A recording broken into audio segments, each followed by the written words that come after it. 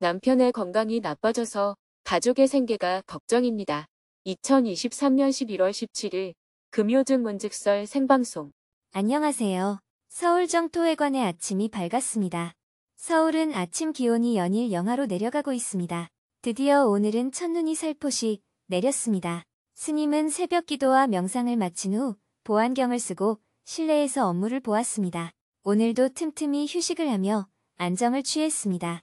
해가 저물고 저녁 7시 30분부터는 금요증문즉설 생방송을 시작했습니다. 수술 후 회복을 위해 촬영을 피해야 한다는 제한이 있었지만 스님은 예정대로 생방송을 하기로 했습니다. 5,400여 명의 시청자들이 생방송에 접속한 가운데 스님이 환한 미소와 함께 인사를 건넸습니다. 제가 쓴 안경이 오늘은 좀 이상하죠? 엊그제 눈을 수술해서 아직 눈에 강한 조명을 받으면 안 된다고 합니다. 그래서 당분간 색깔 있는 보안경을 끼고 있어야 할 것 같습니다. 보안경을 쓴 것이니까 양해를 해주시기 바랍니다. 저는 지난주에 필리핀 마닐라에서 열린 제65회 막사 이사 이상 수상식에 참여했습니다. 그동안 막사 이사 이상을 받은 역대 수상자들 45명이 참여하는 큰 행사였는데 저에게 기조연설을 요청해서 잠시 다녀왔습니다. 그 모습을 영상으로 함께 보고 나서 대화를 나누겠습니다. 스님의 막사이사 이상 기조연설을 듣고 많은 시청자들이 공감과 지지의 댓글을 달았습니다. 즉시 전쟁을 멈추어야 합니다. 러시아, 우크라이나, 이스라엘, 팔레스타인 모두 수많은 사람들을 죽음으로 내몰고 있습니다. 민간인 살상을 중단하고 인도주의 지원을 전면 허용해야 합니다. 지구촌 곳곳에서 평화의 목소리를 모읍시다. 영상을 보며 많은 사람들이 평화의 목소리를 함께 외쳤습니다. 이어서 사전에 질문을 신청한 사람들과 대화를 나누었습니다. 4명이 스님에게 질문을 했습니다. 그중 한 명은 최근에 남편이 건강이 안 좋아져서 가족들의 생계를 어떻게 꾸려나가야 할지 걱정이 된다며 스님의 조언을 구했습니다. 남편의 건강이 나빠져서 가족의 생계가 걱정입니다. 저는 50대 주부이고 파트타임 일을 하면서 가족을 도우면서 살아가고 있습니다. 살아가면서 알게 모르게 쌓이는 스트레스를 이겨내기 위한 현명한 방법이 무엇인지 알고 싶습니다. 몇 주 전에 신랑의 건강이 안 좋아져서 우리 가족이 어떻게 될까 하는 두려움과 스트레스 때문에 한동안 힘들었습니다. 물론 가족들에게는 어떻게든 살아갈 수 있으니 걱정하지 말라고 얘기는 했지만 이 일을 겪으면서 이제는 내가 가족들의 생계를 책임져야 되겠구나 하는 생각이 들었습니다. 이런 상황을 제가 어떻게 하면 잘 이겨나갈 수 있을까요? 구체적으로 무엇 때문에 스트레스를 받는다는 건가요? 남편의 건강이 안 좋아져서 혹시 직장을 못 다니면 어떡하나, 나 혼자서 어떻게 생계를 꾸려나갈 건가, 이런 걱정 때문에 스트레스를 받는다는 건가요? 네, 그렇습니다. 질문자가 그런 걱정을 한다고 남편의 건강이 좋아져요? 그렇지는 않습니다. 그런데 왜 걱정을 해요? 걱정만 하고 있는 것은 질문자를 해치는 바보 같은 짓이에요. 스트레스를 받지 말라는 뜻이 아니에요. 내가 스트레스를 받는 것이 문제 해결에 어떤 도움이 되느냐는 겁니다. 내가 스트레스를 받으면 내 건강이 안 좋아지잖아요. 내 건강을 해치는 한이 있더라도 돈이 벌리거나 남편의 건강이 좋아진다면 스트레스를 받을 수가 있습니다. 자기를 희생해서 남을 돕는 것이니까요. 그런데 질문자가 스트레스를 받아서 본인의 건강을 해친다고 해서 남편의 건강이 좋아지나요? 돈이 더 벌리나요? 가정이 더 화목해지나요? 그게 아니라면 질문자는 지금 어리석은 행동을 하고 있는 거예요. 자기가 자기를 해치는 것을 어리석다고 말합니다. 남편의 건강이 안 좋으면 치료를 하면 되잖아요. 지금 치료를 하고 있습니다. 남편 건강이 어떻게 안 좋은데요? 관절염이 안 좋아졌습니다. 여기저기 병원을 다니면서 알게 됐는데 계속해서 관리를 받아야 하고 일을 좀 덜 해야 된다고 합니다. 제가 지금은 파트타임으로 일하고 있는데 내년부터는 풀타임으로 일을 해야 될 것 같아요. 그러면 집안일이나 아이 챙기는 것은 어떻게 잘 해나갈 수 있을지 걱정이 됩니다. 잘 해나가지 못하면 어쩔 건데요. 어차피 다 하게 될 거예요. 이빨이 없으면 잇몸으로 씹는다고 남편이 직장을 못 나가면 질문자가 풀타임으로 일을 해야 합니다. 풀타임으로 일하는 여성들이 우리 사회에는 이미 많이 있습니다. 풀타임으로 일하는 걸 새삼스럽다고 생각할 이유가 없어요. 20대부터 시작해서 60대가 되도록 풀타임으로 일하는 여성들도 부지기수인데 질문자는 파트타임으로 일하다가 풀타임으로 일하는 것뿐인데 그게 무슨 큰일이에요? 매일 풀타임으로 일해온 여성들도 다 가정을 꾸려서 자녀를 낳고 생활하고 있습니다. 그리고 어떤 가정은 남편이 처음부터 돈을 못 벌어서 아내가 돈을 벌어 살기도 하는데 질문자의 남편은 그래도 지금까지는 돈을 잘 벌었잖아요. 최근에 건강이 안 좋아진 것이고 당장 아무 일도 못하는 수준은 아니잖아요. 업무를 조금 줄이면 수입이 조금 줄 수는 있겠죠. 그렇게 되면 질문자가 조금 더 벌든지 아니면 소비 수준을 조금 줄이면 돼요. 소비 수준을 그대로 유지하려고 하니까 예전처럼 돈을 못 버는 상황이 다가오는 게 걱정이 되는 겁니다. 예를 들어 등산을 한다고 합시다. 1시간에 4km씩 걸어서 하루에 32km를 걷겠다고 계획을 세웠다 하더라도 중간에 발을 삐거나 다리가 아프면 속도를 늦추든지 쉬든지 해야 되잖아요. 원래 계획대로 하려고 하면 무리가 됩니다.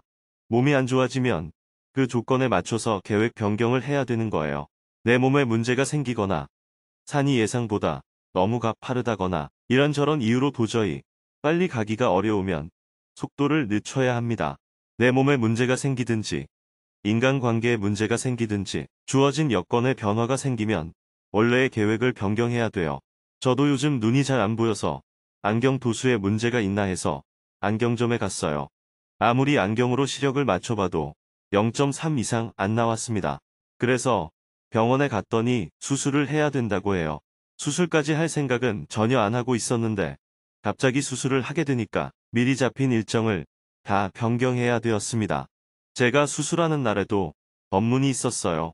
그래서 수술 마치면 붕대 감고 예정대로 법문을 하겠다고 했어요.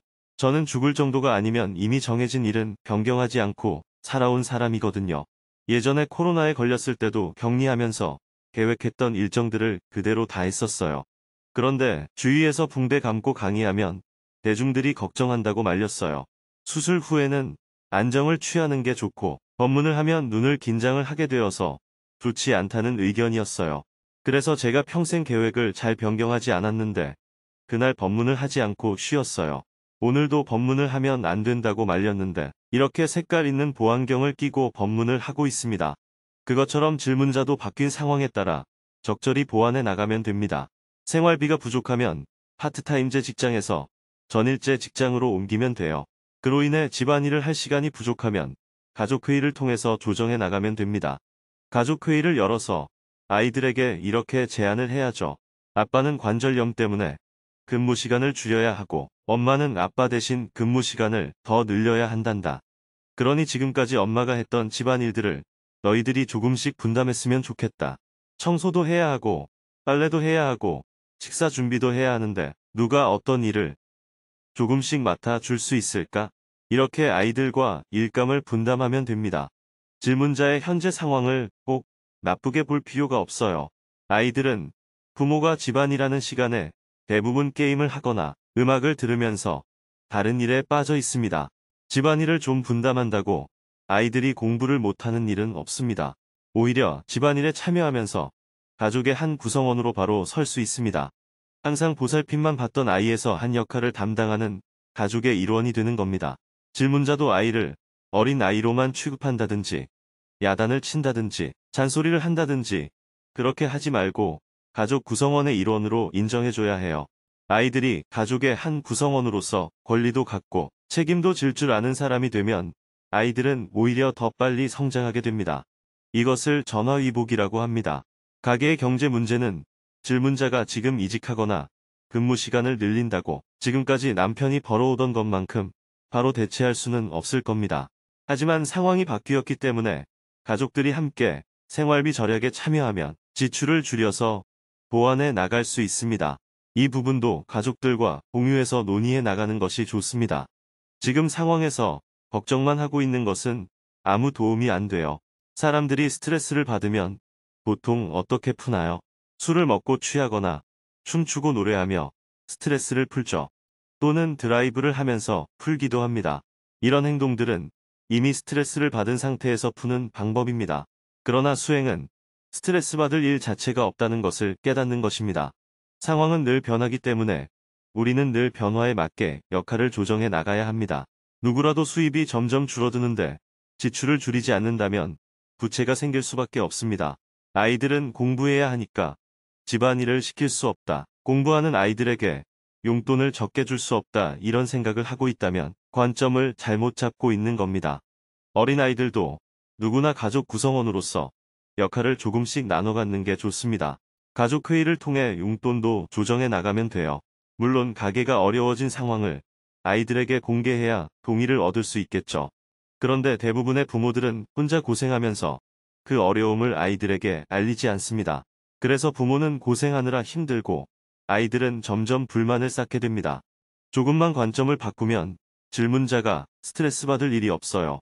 질문자의 근심 걱정은 문제 해결에 아무런 도움이 안 됩니다.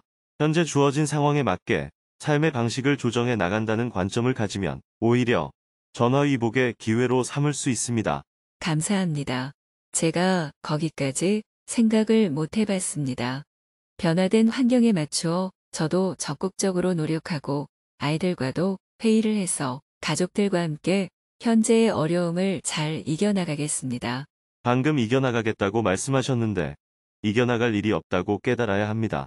예를 들어 등산을 하면서 급경사를 만났을 때 이겨나가자 하고 각오할 필요가 없어요.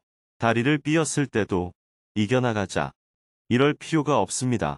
각오하고 결심하기보다는 상황에 맞게 가족들이 역할을 조금씩 조정해 나가면 될 일이다. 이렇게 바라보면 좋을 것 같아요. 네, 알겠습니다. 걱정을 내려놓고 주어진 조건에 맞게 대처해 나가겠습니다. 감사합니다. 계속해서 질문들이 이어졌습니다. 나이가 30이 되었는데 아직 진로를 정하지 못하고 있습니다. 아무 회사나 취업부터 해야 할지, 대학원을 준비할지 자꾸 욕심이 생겨서 고민이 됩니다. 아들이 중학교 1학년 때까지만 해도 성적이 좋고 별 문제가 없었는데 중학교 2학년에 올라가면서 굉장히 신경질적이 되고 방에 틀어박혀 컴퓨터만 합니다. 어떡하죠? 사랑하는 반려견을 하늘로 떠나보냈습니다. 자식을 잃은 것과 같은 슬픔으로 힘든 시기를 보냈습니다. 사랑했던 우리 강아지가 지금은 어디에 있을까요? 대화를 마치고 나서 스님이 닿는 말씀을 해주었습니다. 스님이 이상하게 색깔 있는 안경을 끼고 나왔다고 조금 의아하게 생각하는 분도 있었을 것 같습니다. 눈을 수술한 후에 새로 안경을 맞추기 전에 눈이 정상으로 회복되어야 한다고 하네요. 그 뒤에 시력에 맞는 새 안경을 맞출 수가 있습니다. 당분간 눈이 안정될 때까지는 이런 모습을 몇 번 보여드릴 수 있겠습니다. 양해를 부탁드립니다. 생방송을 마치고 나니 밤 9시가 훌쩍 넘었습니다. 내일은 오전에 정토회 결사행자 자자수련에 참석하여 입제 법문을 한 후 행복학교 특강을 생방송하고 오후에는 결사행자 자자수련 회양 법문을 할 예정입니다.